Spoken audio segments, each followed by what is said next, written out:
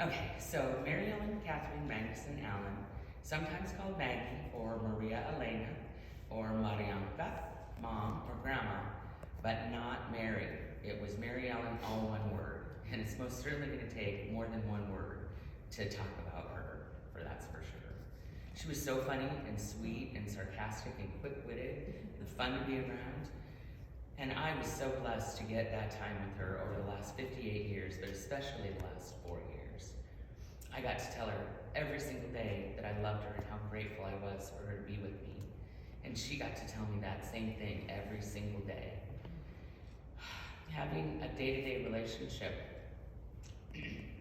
with my mom, after not living with her since I was 18, it was an incredible gift. Some have said things like, "You gave up your whole life for her," or something to that effect.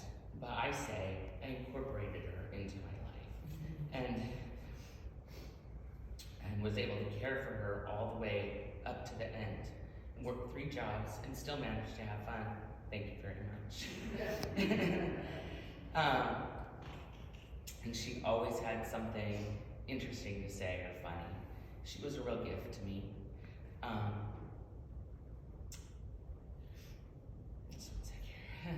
I got to hear stories that I never heard before because she felt comfortable sharing them with me.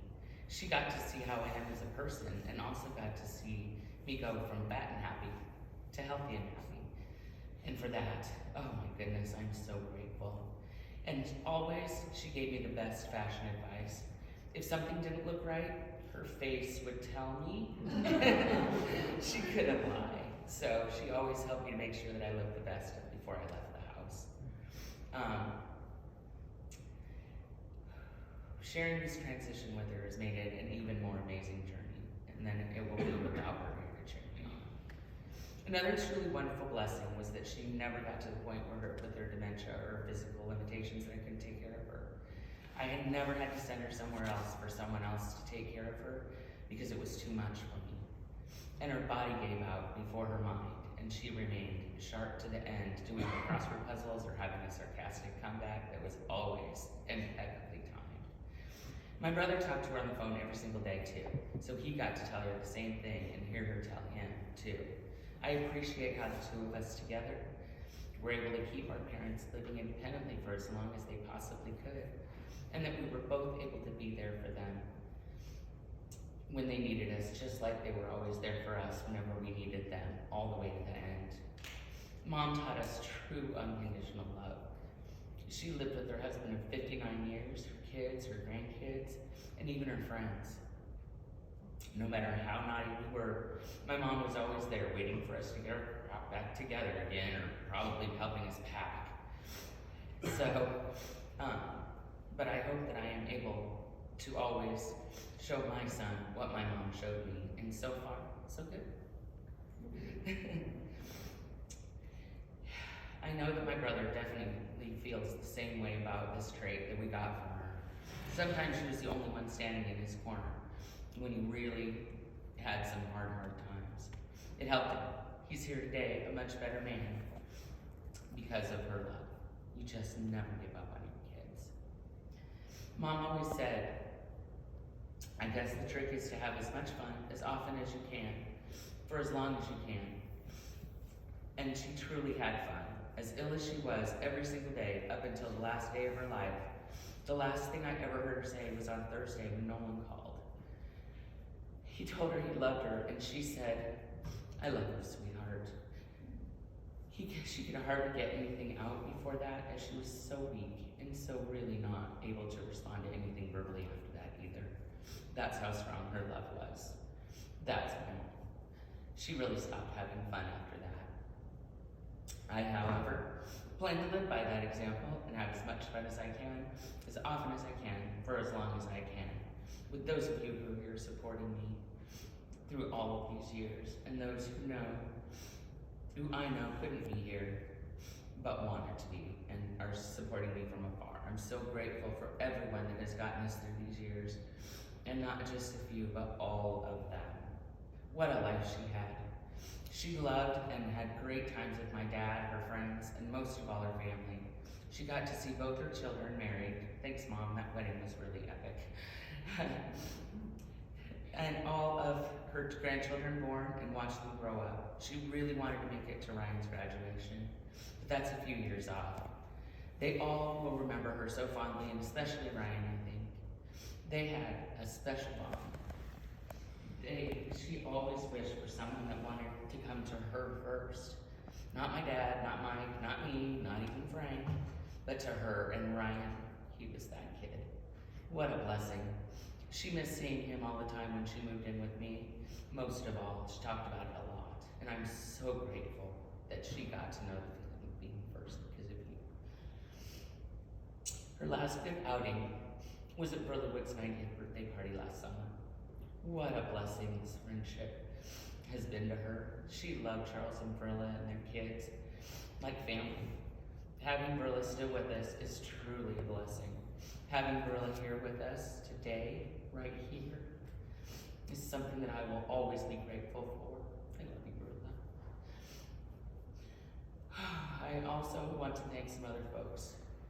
Kindred Hospice, Lisa and Joe and Abby and Heather.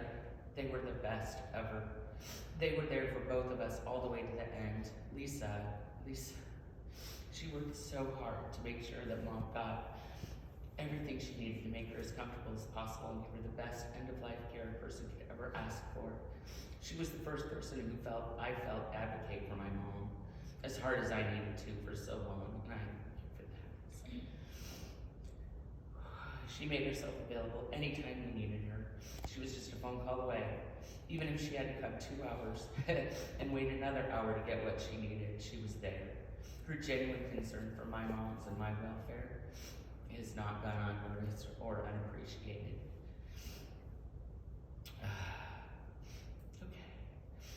The church and Iowa Cremation Society made this funeral planning process not even terrible.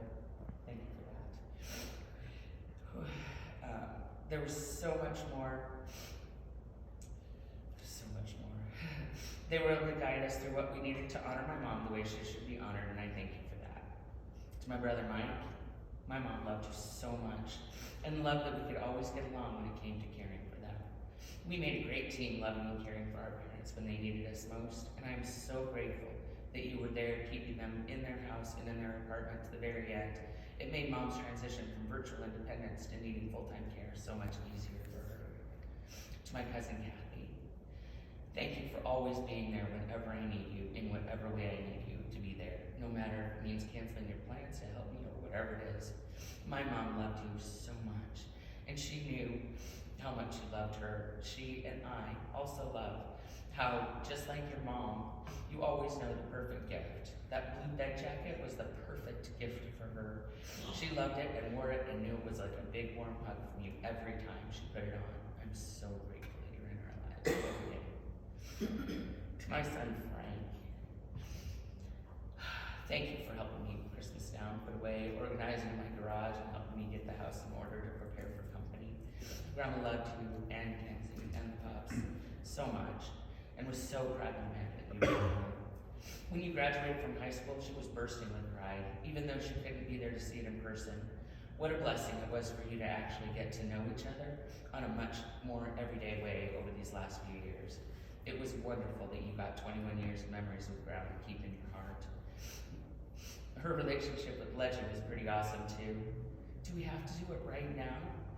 As I looked over to see Legend resting his arm on her just comfortably, it's okay, Mom. It can wait. My stylist reminded me that her pups that went before her are gonna be waiting for her. And the first thing I thought about was Honey, our little Lhasa that was epileptic and didn't live to be too old. The thought of her loping toward Mom with her tiny underbite and fluffy fur and her little ponytail on her head, when she got there, it was a beautiful thought. And then I also thought about Biddy, her dog that she grew up with and that died when she moved to California, and no one bothered to tell her until she came to visit. I can imagine she was licking her face all over. Biddy, not Mom. You know what I mean. To my nephew Nolan, for always doing what he can to make himself available. I am so glad that you came up when you did. She loved you first, and she lit up when she saw you. I am glad you had a good visit with her. And also, I am so glad that you gave her the strength that the last thing for her to say was, I love you, sweetheart. How fittingly beautiful is that? And lastly, I'd like to thank my village of friends, our village of friends, who have come to feel like family and who have been there for us every step of the way and who I know will continue to love and support our family for years to come. We are grateful for all of you. Mom loved you, and I love you too. And my Aunt Shirley also sent a little something for me to say, and so I'm going to read that as well. Hers is not nearly as long. She says, Maryellen and I were like an extension of each other. We always considered ourselves sisters, and not just sisters by marriage. We loved each other from the first time we met. She and my brother John were blessed to have found each other, and all of our family were blessed with having her in our lives. We've shared so much over the years and have many happy memories. God bless you, Maryellen, and may you rest